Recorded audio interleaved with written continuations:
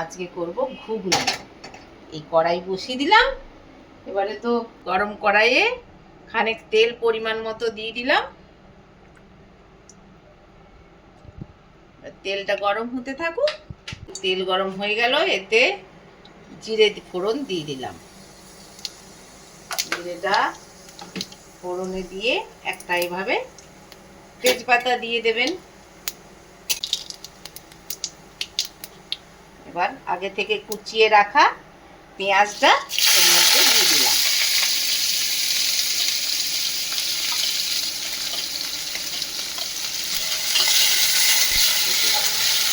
এবার পেঁয়াজটা একটু ভাজা ভাজা হয়ে যাওয়ার পরে এর মধ্যে রসুনটা একটু দিয়ে অল্প হালকা করে আপনারা নেড়ে নেবেন।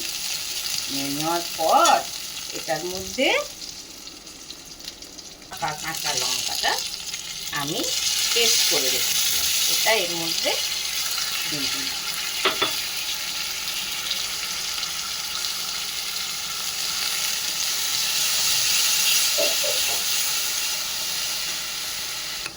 এবার এর মধ্যে আপনি আদাটা দিয়ে দিলেন। এবার ভালো করে কষতে লাগলাম, যতক্ষণ না এটার মধ্যে তেল ছাড়ে আপনি এভাবে কষতে থাকবেন।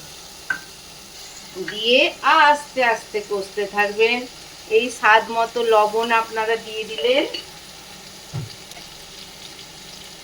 হলুদ দিয়ে দিলেন, আমি দিয়ে দিলাম স্বাদ মতো হলুদ।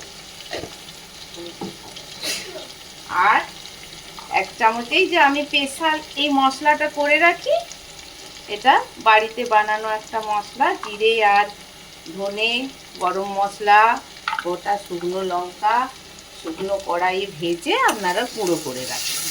এটা খুব উপকারী। তাহলে এটা কষা কষা মতো হয়ে গেছে, এই যে তেল ছেড়ে দিয়েছে।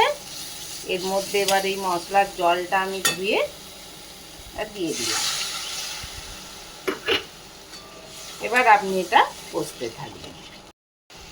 এই যে মশলাটা কষা হয়ে গেছে, তেল ছাড়তে আরম্ভ করে দিয়েছে। এবার আপনারা এভাবে ভালো করে কষিয়ে নিলাম মশলাটাকে। মশলাটা দেখবেন যখন এমনি ধারে আস্তে আস্তে করে তেল ছেড়ে দিয়েছে, এবার একটা আলু আমি আগের থেকে সিদ্ধ করে রেখেছি, এই আলুটাকে ম্যাশ করে হাতে করে একটু ম্যাশ করে এর মধ্যে দিয়ে দেবেন। এই যে আলুটা আমি ম্যাশ করে দিলাম, এটাতে আপনার গ্রেভিটা ভালো হবে। আপনি যখন কড়াইটা সেদ্ধ করবেন তখনই একটা আলু ওর মধ্যে আপনি দিয়ে সেদ্ধ করে নেবেন। দিয়ে এবার আলুটা দিয়ে খানিকক্ষণ একটু নেড়ে নিয়ে এর মধ্যে আপনি এই যে সেদ্ধ করে রাখা মটরটা পুরো জল সমেত, যে জলটা দিয়ে আমরা সেদ্ধ করেছিলাম ওটা সমেতই এর মধ্যে ঢেলে দিলাম। আর আমি সেদ্ধ করার সময় নুন দিয়ে রেখেছিলাম, তাহলে তো এই নুন আর আপনার লাগবে না। ওই কষার সময় যে মশলায় অল্প নুন দিয়েছিলাম ওতেই হয়ে যাবে। আর আমরা এর মধ্যে দেব একটুখানি কসুরি মেথি। কসুরি মেথি দিলে স্বাদটা দেখবেন আপনারা খুব সুন্দর। এই জন্যে আপনারা এর মধ্যে অল্প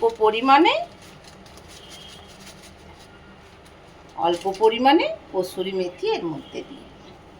এবার এটা ফুটতে থাকুক, অল্প ফুটলেই এটা নামিয়ে দিলেই রেডি আমাদের গরম গরম ঘুগনি।